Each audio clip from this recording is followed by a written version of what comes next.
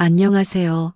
저는 김정순이라고 합니다. 올해로 63살이 되었고 서울 강서구의 오래된 아파트 단지에서 혼자 살고 있습니다. 이 아파트는 1980년대에 지어진 것으로 벽지도 누렇게 바래고 엘리베이터도 자주 고장 나는 곳이지만 지금은 제게 가장 소중한 공간입니다. 창문 너머로 보이는 한강 지류와 작은 공원, 그리고 저녁 무렵 붉게 물드는 노을이 매일 저를 위로해 주거든요. 제 인생을 돌이켜보면 지난 40년 동안 저는 항상 누군가를 위해 살았습니다. 23세 결혼해서 남편을 뒷바라지하고 아이들을 키우고 시부모님을 모시고 그렇게 세월이 흘렀습니다. 남편이 세상을 떠난 지도 벌써 8년이 되었네요. 그 후부터는 아들 준선의 집에서 며느리 미경이와 손주들을 돌보는 것이 제 일상의 전부였습니다. 처음에는 기꺼웠습니다.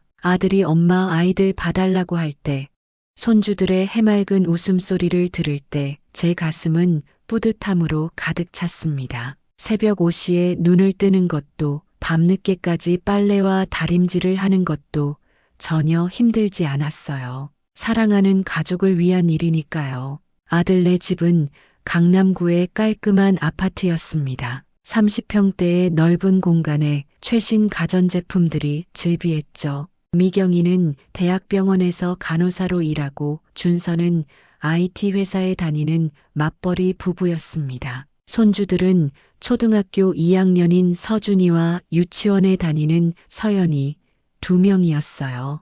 매일 새벽 5시에 일어나 아침 준비를 시작했습니다. 밥을 짓고 반찬 여러 가지를 준비하고 아이들 도시락까지 챙겼죠. 서준이는 편식이 심해서 당근을 잘게 다져 햄버거에 섞어 넣고 서연이는 김밥을 좋아해서 매일 다른 재료로 김밥을 만들어 주었습니다. 아이들이 할머니 김밥이 세상에서 제일 맛있어 라고 할 때면 밤새 세우고 준비한 피로가 다 날아갔어요. 아침 식사를 차려주고 나면 아이들 등원과 등교 준비였습니다. 서연이 유치원 가방에는 여벌 옷과 물통, 간식까지 꼼꼼히 챙겨야 했고 서준이는 학교 준비물이며 숙제 검사까지 해야 했죠. 미경이는 아침 일찍 출근해야 해서 거의 도움을 받을 수 없었고 준서는 늘 바쁘다며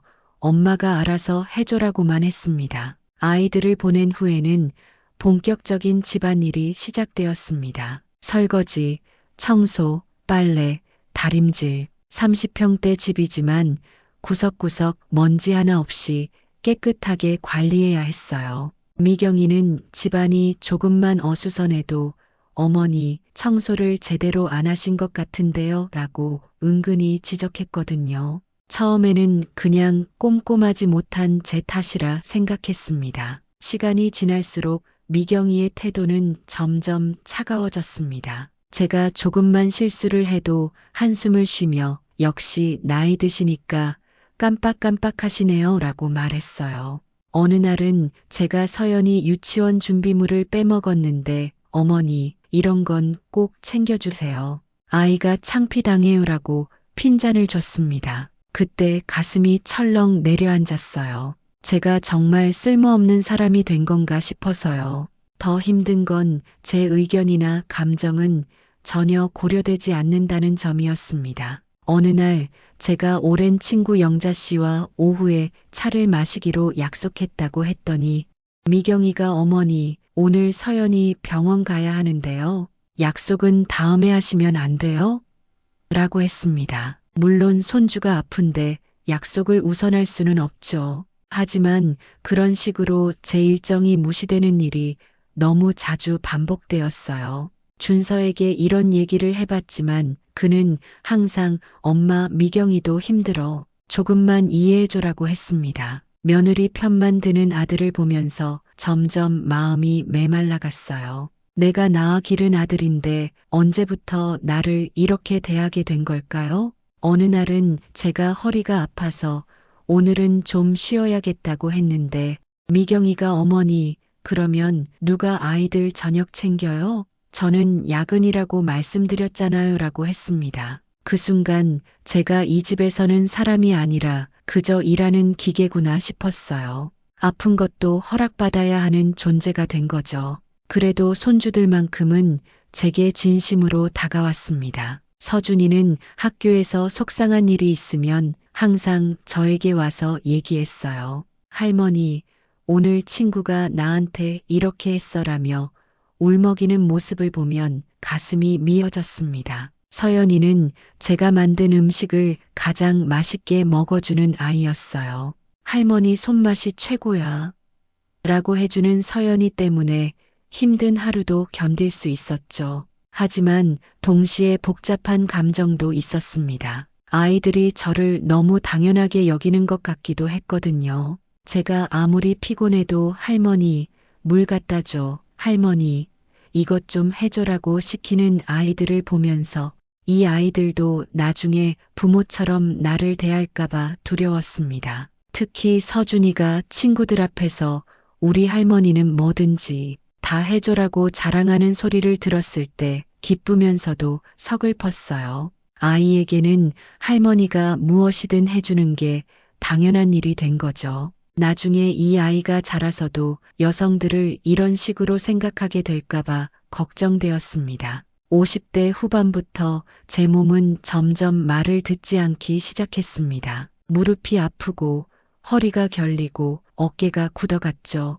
젊을 때는 밤을 새워도 끄떡없었는데 이제는 조금만 무리해도 며칠을 끙끙거려야 했어요. 하지만 아무도 제 아픔에 관심을 갖지 않았습니다. 어느 날은 장을 보러 갔다가 무거운 쌀포대를 들고 오다 허리를 삐끗했어요. 집에 돌아와서 허리가 너무 아프다고 했는데 미경이는 어머니, 그래도 저녁은 해주셔야죠. 아이들이 배고파해요라고 했습니다. 그날 저는 파스를 붙이고 꾸역꾸역 저녁을 준비했어요. 눈물이 날 것 같았지만 참았습니다. 병원에 가고 싶어도 맘대로 갈 수 없었어요. 아이들 돌봐야 하고 집안일 해야 하고 제 시간이라는 게 없었으니까요. 가끔 몰래 동네 의원에 가서 진통제를 받아오는 게 전부였습니다. 의사 선생님이 어르신 너무 무리하지 마세요라고 했지만 무리하지 않을 수가 없는 상황이었어요. 정말 견디기 힘들었던 건 어느 추운 겨울날이었습니다. 서연이가 감기에 걸려서 유치원에 못 간 날이었어요. 아이를 돌보느라 밤새 잠을 못 잤는데 새벽에 열이 더 올라서 응급실에 다녀왔습니다. 다행히 큰 병은 아니었지만 저는 하루 종일 아이 곁에서 간병을 했어요. 그런데 저녁에 준서와 미경이가 들어오더니 집이 어수선하다고 저녁 준비가 안 되어 있다고 불평을 했습니다. 엄마, 서연이 아픈 건 알겠는데 그래도 최소한의 집안일은 해야 하는 거 아니야?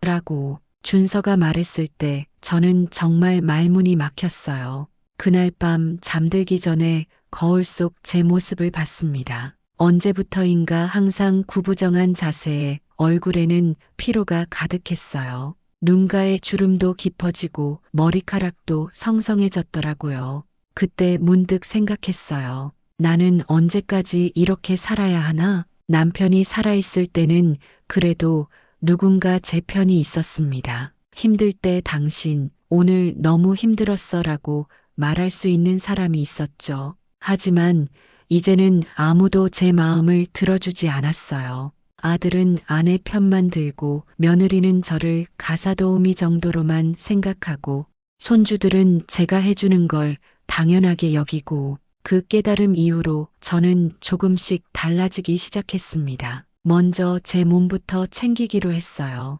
아침에 일찍 일어나서 동네 한 바퀴 산책을 했습니다. 처음에는 미경이가 어머니, 아침 준비는 누가 해요? 라고 했지만 저는 30분만 시간을 달라고 당당히 말했어요. 산책을 하다 보니 동네에 저와 비슷한 연배의 분들이 많다는 걸 알게 되었습니다. 그분들과 인사도 나누고 가끔 이야기도 했어요. 김영자 씨라는 분은 저와 비슷한 상황이었는데 정순 씨, 우리도 우리 인생이 있어야 하는 거 아닙니까? 라고 말씀하시더라고요.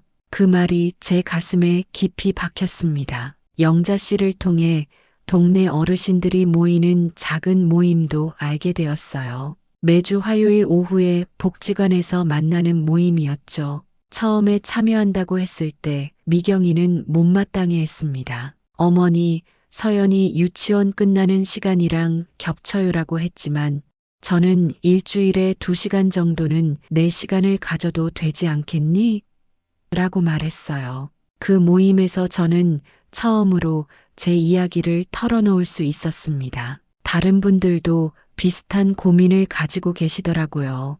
박순자 씨는 아들 며느리가 나를 애봐주는 기계로만 생각한다고 하셨고, 이말자 씨는 내 의견은 하나도 안 들어준다고 하셨어요. 저만의 문제가 아니었던 거죠. 모임에 참여하면서 저는 조금씩 용기를 내기 시작했습니다. 먼저 제가 아플 때는 솔직하게 오늘은 몸이 안 좋으니까 좀 쉬겠다고 말했어요. 처음에는 차가운 반응이었지만 계속 일관성 있게 말하니까 조금씩 받아들이더라고요. 또 제 친구들과의 약속도 지키려고 노력했습니다. 물론 아이들 일정과 겹치면 조정했지만 무조건 포기하지는 않았어요. 미경아, 목요일 오후에 친구들과 약속이 있어. 서연이 유치원 데려다 줄 수 있니? 라고 미리 말씀드렸죠. 가장 큰 변화는 제 의견을 표현하기 시작한 것이었습니다. 예전에는 뭘 해달라고 하면 무조건 내라고 했는데 이제는 그건 좀 힘들 것 같다거나 다른 방법은 없을까? 라고 말하기 시작했어요. 물론 처음에는 어색했지만 점점 자연스러워졌습니다. 그런 변화들이 쌓이면서 집안 분위기는 점점 차가워졌습니다. 미경이는 노골적으로 불만을 표시했고 준서는 중간에서 난처해했어요. 어느 날 저녁 가족회의를 한다며 저를 앉혀놓고는 엄마 요즘 너무 달라진 것 같다고 준서가 말했습니다. 달라졌다는 게 무슨 뜻이니? 제가 물었더니 미경이가 끼어들었어요. 어머니, 예전에는 아이들이나 저희를 위해서 뭐든지 해주셨는데 요즘에는 자기 일만 챙기시는 것 같아서요. 그 말을 듣고 가슴이 철렁했어요. 제가 조금이라도 제 자신을 챙기려고 하니까 이기적이라고 생각하는 거였어요. 그럼 나는 언제까지 너희들만을 위해 살아야 하는 거니? 제가 반문했더니 분위기가 싸해졌습니다. 준서는 엄마 그런 뜻이 아니야. 우리는 엄마가 필요해라고 했지만 저는 알 수 있었어요. 그들이 필요로 하는 건 김정순이라는 사람이 아니라 집안일을 해주는 누군가였다는 거리요. 정말 견디기 힘들었던 일이 일어난 건 어느 토요일이었습니다. 제가 허리 통증이 심해서 동네 한의원에 침을 맞으러 갔는데 집에 돌아와 보니 미경이가 펄펄 뛰고 있었어요. 어머니, 어디 가셨어요? 연락도 안 되고 서연이가 우유를 쏟아서 온 집이 난리가 났는데 치울 사람이 없어서 어떻게 해요? 제가 침 맞으러 간다고 말씀드렸잖아요 라고 하니까 그래도 연락은 하고 다니셔야죠. 라고 소리를 지르더라고요. 그 순간 정말 화가 났습니다. 제가 어디 가는 것까지 보고해야 하는 처지가 된 거예요. 더 충격적이었던 건 그 다음이었습니다. 미경이가 친정 엄마한테 전화하는 소리가 들렸어요. 엄마, 우리 시어머니가 요즘 너무 이상해. 예전 같지 않아. 그냥 우리 집에서 살면서 애들 좀 봐달라고 하는 게 그렇게 힘든 일인가? 그 말을 듣고 저는 깨달았습니다. 이 사람들에게 저는 정말 살아있는 가사도우미 그 이상도 이하도 아니었던 거죠. 제 감정이나 몸 상태, 개인적인 필요 같은 건 전혀 고려 대상이 아니었어요. 견디고 견디던 제 마음이 터진 건 그로부터 며칠 후였습니다. 서준이가 학교에서 넘어져서 무릎을 다쳐서 일찍 들어왔는데 제가 상처를 소독하고 밴드를 붙여주고 있었어요. 그때 미경이가 들어오더니 어머니, 그거 말고 빨래부터 좀 걷어주세요. 비 온다는데 라고 했습니다. 미경아, 지금 서준이가 다쳤는데 빨래가 그렇게 급해? 제가 말했더니 어차피 크게 다친 것도 아니잖아요. 빨래 젖으면 다시 돌려야 해서 더 번거로워요라고 하더라고요. 그 순간 제 안에 뭔가가 확 터졌습니다. 미경아, 나는 이 집의 가사도우미가 아니야. 서준이 할머니이자 너의 시어머니란 말이야. 손자가 다쳤는데 빨래가 우선이야? 제가 목소리를 높이자 미경이도 발끈했어요.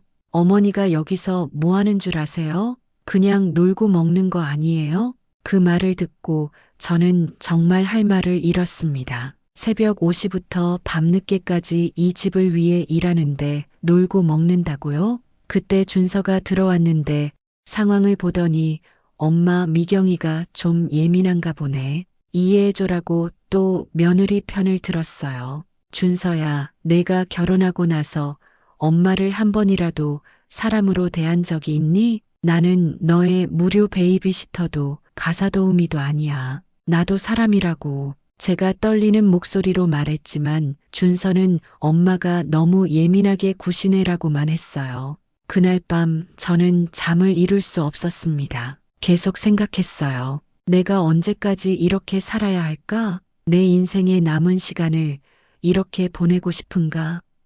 답은 명확했습니다. 아니었어요. 다음 날 아침 저는 조용히 제 짐을 정리하기 시작했습니다. 많은 건 없었어요. 옷 몇 벌과 책 몇 권, 그리고 남편과의 추억이 담긴 사진들. 40년 가까이 이 가족을 위해 살았는데 제 소유물이라곤 이게 전부였더라고요. 미경이가 제 모습을 보고 어머니, 뭐 하세요?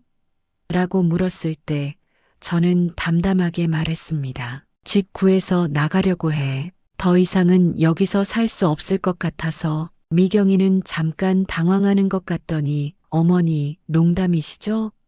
라고 했어요. 농담 아니야. 진심이야. 제 대답에 미경이 얼굴이 굳어졌습니다. 그럼 아이들은 누가 봐요? 저희 일하러 가야 하는데. 그 말을 듣고 저는 씁쓸하게 웃었어요. 결국 그것밖에 걱정이 안 되는 거구나 싶어서요. 집을 구하는 건 생각보다 어렵지 않았습니다. 그동안 아끼고 모은 돈으로 강서구의 작은 원룸을 얻을 수 있었어요. 15평 정도의 작은 공간이었지만 제게는 세상에서 가장 소중한 공간이 되었습니다. 무엇보다 아무도 저에게 이거 해줘, 저거 해줘라고 말하지 않는 공간이었으니까요. 첫날 밤 혼자 작은 평상에 앉아 창밖을 바라봤어요. 한강 지류가 흐르는 게 보이고 저 멀리 불빛들이 반짝이고 이상하게 마음이 평온해졌습니다. 오랜만에 느끼는 고요함이었어요. 물론 처음에는 외로웠습니다. 40년 넘게 누군가와 함께 살다가 혼자 사는 게 쉬운 일은 아니었거든요. 하지만 동시에 자유로웠어요. 아침에 일어나는 시간도, 먹고 싶은 음식도, 보고 싶은 TV, 프로그램도 모두 제 마음대로 정할 수 있었습니다. 새로운 일상이 시작되었습니다. 아침에는 여유롭게 커피를 내려 마시며 책을 읽었어요. 예전에는 꿈도 꿀 수 없었던 사치였죠. 점심때가 되면 동네 복지관에서 하는 프로그램에 참여했습니다. 요가도 배우고 서예도 배우고 생각보다 재미있더라고요. 가장 좋았던 건 제 시간에 맞춰 살 수 있다는 것이었어요. 피곤하면 낮잠을 자고 기분이 좋으면 산책을 나가고 친구들과 차를 마시고 싶으면 언제든 만날 수 있었습니다. 누구의 눈치도 보지 않고요. 영자 씨는 제 변화를 보고 정순 씨, 요즘 정말 밝아졌네요 라고 했어요. 거울을 보니 정말 그랬습니다. 표정이 한결 편안해졌고 구부정했던 어깨도 펴졌더라고요. 마음이 편하니까 몸도 좋아지는 것 같았어요. 집을 나온 지 한 달쯤 되었을 때 준서가 찾아왔습니다. 문을 열어주니 어색한 표정이었어요. 엄마, 잘 지내? 하고 인사를 건넸지만 제 대답을 기다리지도 않고 집 안을 둘러봤습니다. 엄마, 여기서 어떻게 살아? 너무 좁잖아. 준서의 첫마디였어요. 저는 차를 끓여주며 좁아도 내 공간이니까 좋아라고 했습니다. 그랬더니 준서가 한숨을 쉬며 엄마 집에 돌아와. 미경이도 반성하고 있어라고 했어요. 반성이라고? 뭘 반성한다는 거니? 제가 물었더니 준서는 말을 흐렸습니다. 그냥 엄마한테 좀 심했던 것 같다고. 하지만 저는 알 수 있었어요. 진짜 반성이 아니라 아이들 돌봐줄 사람이 없어서 불편하다는 뜻이라는 거요. 준서야, 엄마는 이제 여기서 살 거야. 너희도 너희 방식대로 살고 나도 내 방식대로 살자. 제가 단호하게 말했지만 준서는 쉽게 포기하지 않았어요. 엄마, 아이들이 할머니를 보고 싶어 해. 서연이는 매일 할머니 찾는다고. 그 말에 마음이 아팠지만 저는 흔들리지 않았습니다. 아이들 보고 싶으면 언제든 와. 하지만 내가 다시 그 집으로 들어가서 예전처럼 살지는 않을 거야. 그 후로 준서는 가끔 아이들을 데리고 놀러 왔습니다. 처음에는 어색했어요. 서준이와 서연이는 제가 왜 따로 사는지 이해하지 못했거든요. 할머니, 우리 집에 안 와? 할머니, 여기서 뭐 해? 하고 계속 물어봤어요. 저는 아이들에게 솔직하게 말했습니다. 할머니도 할머니만의 집이 필요했어. 여기서 할머니가 좋아하는 일들을 하면서 살고 있어. 아이들은 처음에는 이해하지 못하는 것 같았지만 시간이 지나면서 받아들이기 시작했어요. 오히려 예전보다 더 진솔한 관계가 되었습니다. 아이들이 놀러 오면 함께 쿠키를 만들거나 공원에 산책을 가거나 그림책을 읽어주었어요. 하지만 이제는 제가 피곤하면 할머니 오늘 좀 쉬어야겠어라고 말할 수 있었고 아이들도 그걸 자연스럽게 받아들였습니다. 서준이는 어느 날 할머니, 여기 집이 아늑하다고 말했어요. 서연이는 제가 키우는 화분들을 보며 할머니 집에는 예쁜 꽃이 많아라고 했죠. 그 말들이 저에게는 어떤 칭찬보다도 값진 것이었습니다. 몇 달이 지난 어느 날 뜻밖에도 미경이가 찾아왔습니다. 준서 없이 혼자 온 것은 처음이었어요. 문을 열어주니 어색하게 서 있더라고요. 어머니, 안녕하세요. 하고 인사를 건네는데 예전과는 다른 톤이었습니다. 차를 대접하며 이런저런 이야기를 나누는데 미경이가 갑자기 어머니, 죄송해요라고 말했어요. 저는 놀라서 뭐가? 라고 물었더니 그동안 어머니를 너무 당연하게 생각했던 것 같아요. 어머니도 힘드셨을 텐데 처음 듣는 사과였어요. 하지만 저는 냉정하게 받아들였습니다. 미경아, 사과는 고마운데 진심인지는 행동으로 보여줘야겠어. 미경이는 고개를 끄덕이며 앞으로는 달라질게요라고 했지만 저는 쉽게 믿지 않았어요. 너무 많이 실망했거든요. 그래도 미경이의 태도는 조금씩 달라졌습니다. 제가 가끔 아이들을 봐줄 때도 어머니, 무리하지 마세요라고 했고 제 의견도 물어보기 시작했어요. 완전히 달라진 건 아니지만 예전보다는 나아진 것 같았습니다. 혼자 살면서 가장 큰 변화 중 하나는 동네 사람들과 가까워진 것이었어요. 아래층에 사는 박 할머니는 혼자 사신 지 10년이 넘었는데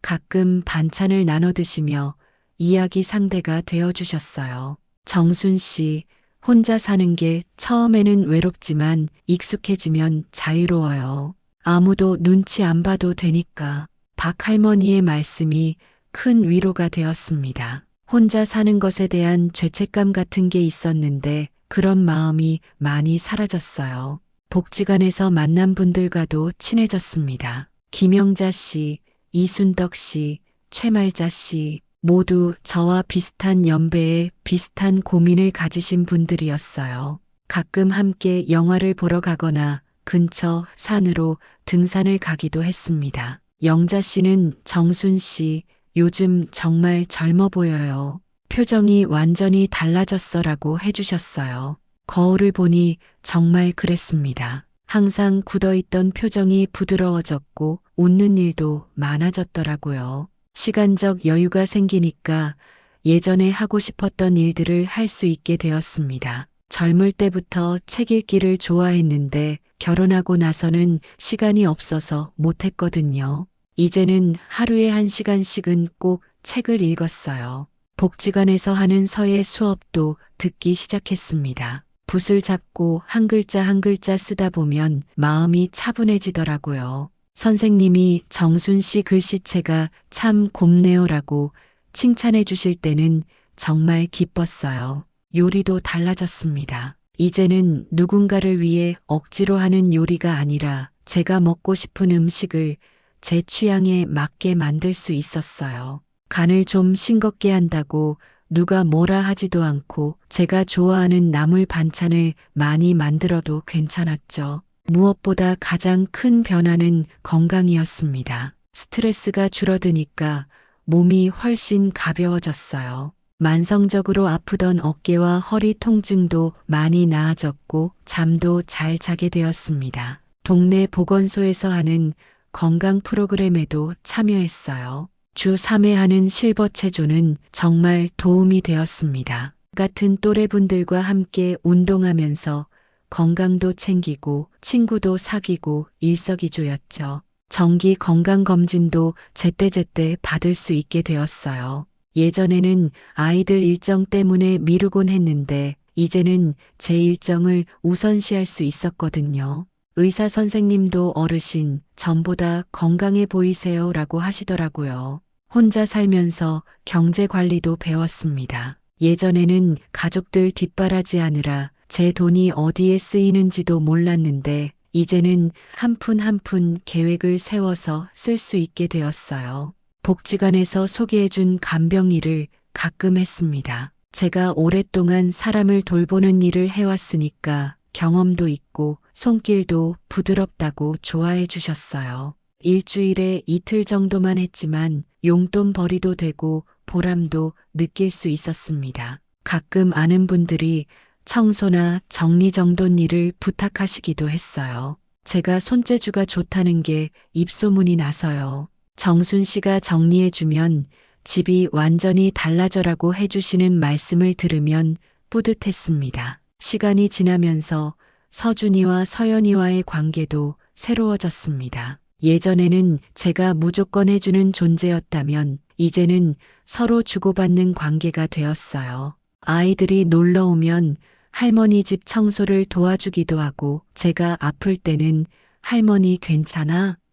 하고 걱정해주기도 했습니다. 서준이는 학교에서 있었던 일들을 예전보다 더 자세히 얘기해 주었어요. 할머니, 오늘 친구가 이런 말을 했는데 어떻게 생각해? 라고 물어보기도 했죠. 제가 충분히 들어주고 생각할 시간을 가져서 더 깊은 대화를 할 수 있게 된 것 같았어요. 서연이는 제가 키우는 화분들을 좋아했어요. 할머니, 이 꽃 이름이 뭐야? 할머니, 나도 화분 키우고 싶어 하며 관심을 보였죠. 함께 작은 화분에 씨앗을 심고 물을 주는 시간이 정말 소중했습니다. 혼자 살면서 여유가 생기니까 봉사활동에도 참여하게 되었습니다. 복지관에서 하는 독거노인 도시락 배달 봉사를 월 2회 정도 했어요. 저보다 더 외로운 분들을 만나면서 제가 얼마나 행복한지 깨달았습니다. 정순 씨, 도시락 가져왔어요. 하고 인사드리면 혼자 사시는 할아버지 할머니들이 정말 반가워해 주셨어요. 가끔은 도시락만 드리는 게 아니라 잠깐 앉아서 이야기를 나누기도 했죠. 젊은 사람이 참 친절하네 하고 말씀해 주시는데 저도 이제 60대인데 젊은 사람이라니 기분이 좋았어요. 동네 부녀회 활동에도 참여했습니다. 처음에는 혼자 사는 분이 라고 시큰둥한 반응도 있었지만 저의 성실함과 따뜻함을 알아봐 주시더라고요. 지금은 부녀회에서 없어서는 안 될 사람이 되었어요. 63세의 나이에 새로운 꿈을 갖게 될 줄은 몰랐습니다. 서예를 배우다 보니 실력이 늘어서 언젠가는 작은 전시회라도 열어보고 싶다는 생각이 들었어요. 선생님도 정순 씨 실력이면 충분히 가능해요라고 격려해 주셨습니다. 독서 모임에도 가입했어요. 한 달에 한 권씩 같은 책을 읽고 모여서 이야기를 나누는 모임이었는데 생각보다 재미있더라고요. 다른 분들의 해석을 들으면서 제가 미처 생각하지 못했던 부분들을 발견할 수 있었습니다. 여행도 가고 싶었어요. 젊을 때는 가족들 뒷바라지하느라 제대로 여행 한번 못 가봤는데 이제는 친구들과 함께 1박 2일 여행 계획도 세우고 있어요. 경주나 부산 같은 가까운 곳부터 시작해서 나중에는 제주도도 가보고 싶습니다. 이제는 가족과 적당한 거리를 유지하며 지냅니다. 명절이나 특별한 날에는 함께 모이지만 평소에는 각자의 생활을 존중해요. 준선에도 이제는 베이비시터를 고용해서 아이들을 돌보고 가사도우미도 주 2회 정도 불러서 집안일을 해결합니다. 처음에는 돈이 많이 든다고 불평했지만 결국 그게 맞다는 걸 인정했어요. 전문적인 서비스를 받는 게 모든 면에서 더 나았거든요. 저는 이제 정말 할머니로서만 아이들과 만나고 순수하게 사랑을 주고받을 수 있게 되었습니다. 미경이와의 관계도 예전보다는 훨씬 나아졌어요. 완전히 친해진 건 아니지만 서로를 존중하는 선에서 적당한 거리를 유지하고 있습니다. 가끔 제가 만든 반찬을 갖다 주면 어머니 감사해요라고 진심으로 말해주기도 해요. 이제 제 하루는 이렇게 시작됩니다. 아침 7시에 자연스럽게 눈을 뜨고 창문을 열어 신선한 공기를 마시며 하루를 시작해요. 간단한 스트레칭을 하고 좋아하는 음악을 틀어놓고 아침을 준비합니다. 커피 한 잔과 함께 어제 읽던 책을 계속 읽거나 일기를 쓰기도 해요. 최근에는 오늘 감사한 일 3가지를 매일 적고 있는데 생각보다 감사할 일들이 많다는 걸 깨달았습니다. 건강한 몸, 따뜻한 집, 좋은 친구들, 점심 전에는 동네 한 바퀴 산책을 나갑니다. 계절마다 달라지는 풍경을 보는 재미가 쏠쏠해요. 봄에는 벚꽃, 여름에는 푸른 나무들, 가을에는 단풍, 겨울에는 눈 쌓인 풍경. 예전에는 이런 걸 느낄 여유가 없었는데 이제는 자연의 아름다움에 감탄하며 살고 있습니다. 라디오에서 중년 여성들의 사연을 읽어주는 프로그램을 듣다가 저도 제 이야기를 들려드리고 싶어서 이렇게 사연을 보냅니다. 아마 제 이야기를 듣고 있는 분들 중에도 저와 비슷한 상황에 있는 분들이 계실 거예요. 말하고 싶은 건 나이가 들어도 늦지 않다는 거예요. 저는 63세에 새로운 인생을 시작했습니다. 처음에는 두려웠지만 지금은 정말 행복해요. 물론 완벽한 건 아니에요. 가끔 외롭기도 하고 경제적으로 부담스러울 때도 있고 건강이 걱정될 때도 있어요. 하지만 그런 어려움들도 제가 선택한 삶의 일부예요. 누군가에게 휘둘리면서 사는 것보다는 훨씬 낫습니다. 제 감정을 억누르고 제 몸을 혹사시키면서까지 다른 사람들의 편의를 위해 사는 그건 사는 게 아니라 그냥 버티는 거였어요. 혹시 지금 이 글을 읽고 계신 분들 중에 저와 비슷한 상황에 있는 분이 계시다면 용기를 내세요. 가족들이 반대할 수도 있고 주변 사람들이 이해하지 못할 수도 있어요. 나이 들어서 무슨 이라는 말도 들을 거고 자식들한테 그러면 안 되지라는 비판도 받을 거예요. 하지만 기억하세요. 우리도 사람이에요. 감정이 있고 꿈이 있고 존중받을 권리가 있는 사람들이에요. 나이가 들었다고 해서 모든 걸 포기하고 살 이유는 없어요. 희생만이 미덕이라는 생각은 이제 버리세요. 물론 쉬운 일은 아니에요. 저도 처음에는 정말 많이 흔들렸거든요. 내가 너무 이기적인 건 아닐까? 자식들한테 미안한 건 아닐까? 하는 생각들이 계속 들었어요. 하지만 시간이 지날수록 확신이 들었어요. 이게 맞다고, 이렇게 사는 게 모두에게 더 좋다고요. 저는 이제 알 것 같아요. 진정한 사랑이 뭔지. 예전에 제가 가족들에게 보였던 건 사랑이 아니라 희생이었어요. 제 자신을 완전히 버리고 다른 사람만을 위해 사는 게 사랑이라고 착각했던 거죠. 하지만 진정한 사랑은 서로를 존중하는 거예요. 내가 나 자신을 소중히 여길 때 다른 사람들도 나를 소중히 여기게 되어요. 제가 당당하게 제 의견을 표현하고 제 권리를 주장할 때 가족들도 저를 하나의 인격체로 인정하기 시작했어요. 지금 준서와 미경이는 예전보다 훨씬 저를 존중해요. 제가 있는 것을 당연하게 여기지 않고 도움을 요청할 때도 정중하게 해요. 손주들도 할머니를 하나의 개별적인 존재로 인식하기 시작했고요. 이게 건강한 관계라는 생각이 들어요. 혼자 살면서 새로 만난 친구들이 정말 소중해요. 복지관에서 만난 영자 씨, 순덕 씨, 말자 씨는 이제 제 인생에 없어서는 안 될 분들이에요. 서로의 고민을 들어주고 기쁜 일이 있으면 함께 기뻐하고 어려울 때는 서로 도와주는 진정한 친구들이죠. 정순 씨, 우리 나이에 이런 우정을 만나게 될 줄 몰랐네요 라고 영자 씨가 말했을 때 정말 공감했어요. 젊을 때는 육아와 가사에 치여서 제대로 된 친구 관계를 맺기 힘들었는데 이제는 순수하게 서로를 좋아해서 만나는 친구들이 생겼어요. 함께 영화도 보고 전시회도 가고 맛있는 음식점도 찾아다녀요. 가끔 1박 2일 여행도 가고요. 이런 즐거움이 있다는 걸 60대가 되어서야 알게 되었네요. 무엇보다 가장 큰 변화는 마음의 평화를 찾은 것이에요. 예전에는 항상 누군가를 위해 뭘 해야 한다는 압박감에 시달렸어요. 잠깐 쉬어도 이러고 있을 때가 아닌데라는 생각이 들었고 내 자신을 위한 시간을 갖는 것에 대한 죄책감이 있었죠. 하지만 이제는 그런 게 없어요. 제가 쉬고 싶을 때 쉬고 하고 싶은 일을 할 때 그냥 편안하게 할 수 있어요. 누구에게 허락을 구할 필요도 눈치를 볼 필요도 없어요.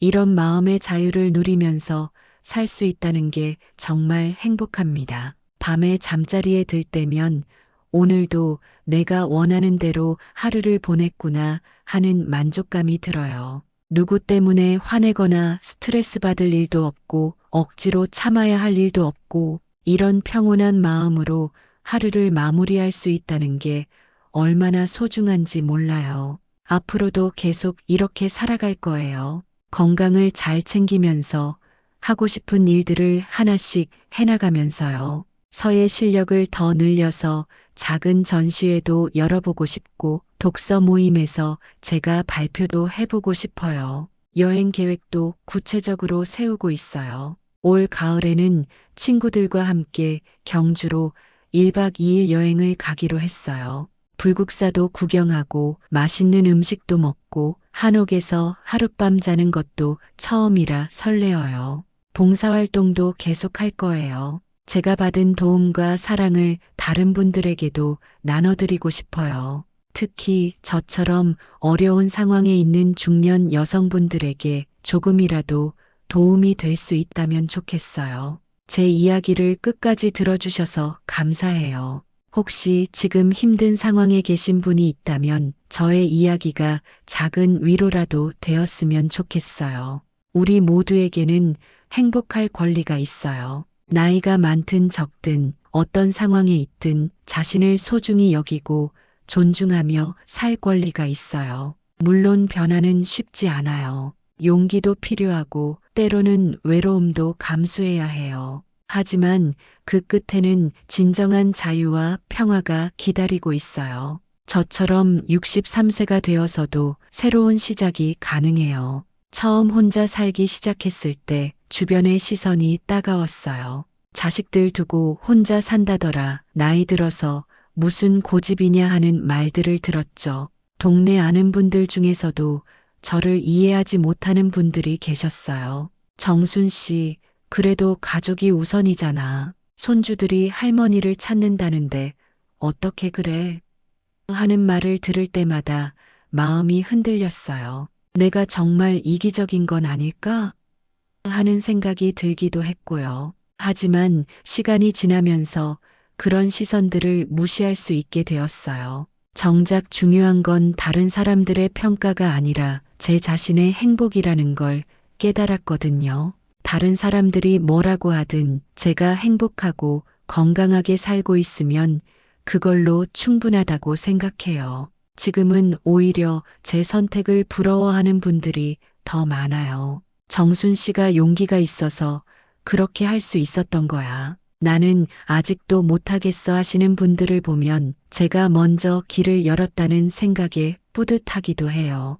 요즘에는 제가 동네에서 건강한 노후를 보내는 모델이 되었다고 해요. 복지관 상담사 선생님께서 정순 씨처럼 사시는 분이 많아져야 해요. 자립적이고 당당하게라고 말씀해 주셨거든요. 실제로 저를 보고 용기를 낸 분들도 계세요. 이웃에 사시는 최영숙 씨는 저를 보고 딸네 집에서 나와서 혼자 살기 시작하셨어요. 정순 씨가 길을 열어줘서 저도 할 수 있었어요 라고 고마워하시더라고요. 이런 변화들을 보면서 느끼는 건 우리 세대 여성들에게 새로운 노후 모델이 필요했다는 거예요. 예전처럼 자식들에게 의존하며 눈치 보며 사는 게 아니라 독립적이고 당당하게 자신의 삶을 사는 모델 말이에요. 가끔 젊은 며느리들이나 딸들이 저에게 조언을 구하러 와요. 어머니, 시어머니, 친정어머니와의 관계가 힘들어요 하는 고민들이죠. 그럴 때마다 저는 이렇게 말해줘요. 서로를 독립적인 인격체로 존중하세요. 나이가 많다고 해서 무조건 희생을 요구하지 말고 나이가 적다고 해서 무조건 복종할 필요도 없어요. 적당한 거리를 두고 서로를 배려하는 게 가장 좋은 관계예요. 특히 며느리들에게는 시어머니도 한때는 젊은 며느리였고 지금도 꿈과 감정이 있는 사람이라는 걸 잊지 마세요라고 말해줘요. 그리고 딸들에게는 어머니가 당신을 위해 모든 걸 포기하시도록 두지 마세요. 그건 진정한 효도가 아니에요라고 해줍니다. 젊은 엄마들도 제 이야기를 듣고 생각이 많아지는 것 같아요. 나도 나중에 저렇게 될까봐 걱정돼요 하는 분들에게는 지금부터 준비하세요. 자신만의 관심사와 친구들, 경제력을 기르세요라고 조언해 드려요. 혼자 살면서 가장 중요하다고 느낀 건 경제적 준비예요. 다행히 저는 그동안 조금씩이라도 모아둔 돈이 있어서 독립할 수 있었지만 그렇지 못한 분들은 정말 어려우실 거예요. 젊은 여성분들에게 꼭 말하고 싶은 건 결혼하고 육아를 하더라도 자신만의 경제적 기반을 포기하지 말라는 거예요. 설령 지금 당장 쓸 일이 없더라도 나중에 자립하고 싶을 때를 위해 조금씩이라도 저축하고 투자하세요. 저도 이제는 간병일이나 정리정돈 일을 해서 용돈을 벌고 있어요. 많은 돈은 아니지만 제 손으로 번 돈이라는 게 정말 뿌듯해요. 누구에게 손 벌리지 않고 제가 하고 싶은 일을 할 수 있는 자유를 주거든요. 혼자 살면서 건강 관리에 대한 생각도 달라졌어요.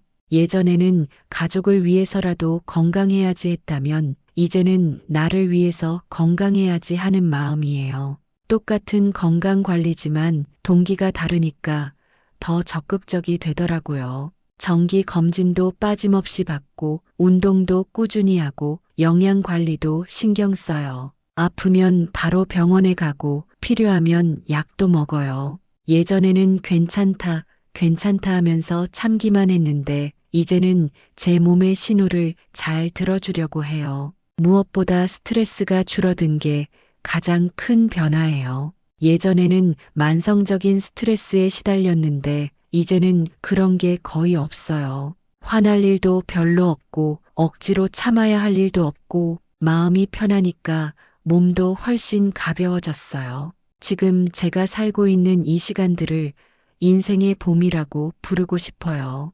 63세라는 나이가 결코 늦은 게 아니라 새로운 시작을 위한 적절한 시기였던 것 같아요. 육아와 가사로 바빴던 젊은 시절이 있었고 이제는 온전히 저를 위한 시간이 시작된 거죠. 매일 아침 눈을 뜰 때마다 오늘은 뭘 할까 하는 설렘이 있어요. 책을 읽을지, 친구들과 만날지, 새로운 요리를 해볼지, 영화를 보러 갈지, 선택권이 모두 제게 있다는 게 이렇게 행복할 수 있구나 싶어요. 예전에는 하루하루가 그냥 지나갔다면 이제는 하루하루가 의미 있고 소중해요. 작은 일상들도 더 깊이 느끼고 감사하며 살고 있어요. 아침에 마시는 커피 한 잔, 창가에서 보는 노을, 친구와 나누는 웃음. 이 모든 게 선물 같아요. 서준이와 서연이가 자라서 어른이 되었을 때 할머니가 어떻게 살았는지 기억해줬으면 좋겠어요. 할머니는 나이가 들어서도 자신의 꿈을 포기하지 않았고 당당하게 자신의 삶을 살았다는 걸 말이에요. 특히 서연이에게는 여자도 자신만의 삶이 있어야 한다는 걸 보여주고 싶어요. 결혼하고 아이를 낳더라도 자신을 잃지 말고 자신만의 꿈과 목표를 가지라고 말해주고 싶어요. 할머니가 그 모범을 보여주고 있다고요. 서준이에게는 여성을 존중하는 남자가 되라고 말해주고 싶어요. 엄마든 아내든 딸이든 여성들도 각자의 삶과 꿈이 있는 독립적인 존재라는 걸 잊지 말라고요. 할머니를 통해 그걸 배웠으면 좋겠어요. 복지관이나 동네에서 저와 비슷한 또래 여성분들을 만나면서 느끼는 건 우리가 서로에게 큰 힘이 된다는 거예요. 혼자라면 용기 내기 어려운 일들도 함께라면 할 수 있어요. 영자 씨, 순떡 씨, 말자 씨, 이분들과 함께 당당한 노후 클럽이라는 소소한 모임도 만들었어요. 한 달에 한 번씩 모여서 각자의 근황을 나누고 서로를 격려해주는 모임이에요. 우리 나이에도 새로운 도전이 가능해. 혼자 살아도 외롭지 않아. 우리도 우리만의 행복이 있어. 이런 이야기들을 나누면서 서로에게 용기를 주고 있어요. 이런 연대가 있어서 더욱 당당하게 살 수 있는 것 같아요. 개인적으로는 행복하게 살고 있지만 사회적으로는 아직 바뀌어야 할 게 많다고 생각해요. 중년 이후 여성들이 더 당당하게, 더 독립적으로 살 수 있는 환경이 만들어졌으면 좋겠어요. 경제적 지원도 필요하고 사회적 인식도 바뀌어야 해요. 나이 든 여성은 가족을 위해 희생해야 한다는 구시대적 사고에서 벗어나서 모든 연령대의 여성이 자신만의 삶을 살 권리가 있다는 인식이 퍼졌으면 좋겠어요. 혼자 사는 노인들을 위한 주거 정책이나 사회적 안전망도 더 확충되어야 하고요. 특히 경제적으로 어려운 분들도 독립할 수 있도록 도와주는 제도들이 많아졌으면 해요. 라디오를 통해 제 이야기를 들어주신 모든 분들께 감사드려요. 특히 지금 힘든 상황에 계신 분들께는 희망을 잃지 마시라고 말씀드리고 싶어요. 변화는 언제든 가능해요. 늦었다고 생각할 때가 가장 빠른 때라고 하잖아요. 저는 63세에 새로운 인생을 시작했어요. 처음에는 두렵고 외로웠지만 이제는 정말 행복해요. 매일이 소중하고 미래에 대한 기대도 있어요. 이런 삶이 가능하다는 걸 여러분께 보여드리고 싶었어요. 나이가 들어도 어떤 상황에 있어도 자신을 사랑하고 존중하며 사는 건 포기할 수 없는 권리예요. 여러분도 용기를 내세요. 여러분의 행복을 위해, 여러분만의 삶을 위해 한 걸음씩 나아가세요. 이 사연을 쓰고 있는 지금도 제 일상은 계속되고 있어요. 내일은 친구들과 함께 근처 미술관에 가기로 했고, 모레는 복지관에서 하는 서예 수업이 있어요. 다음 주에는 서준이와 서연이가 놀러 온다고 했고요. 평범한 일상이지만 이 모든 게 제가 선택한 것들이에요. 누군가의 강요나 의무가 아니라 제가 하고 싶어서 하는 일들이죠. 이런 자유로운 일상을 살 수 있다는 게 정말 감사해요. 앞으로도 건강하고 행복하게 살면서 혹시나 저와 같은 고민을 하고 계신 분들에게 조금이라도 도움이 되고 싶어요. 우리 모두 각자의 인생에서 주인공으로 살아갈 수 있기를 바라며 이만 사연을 마칠게요.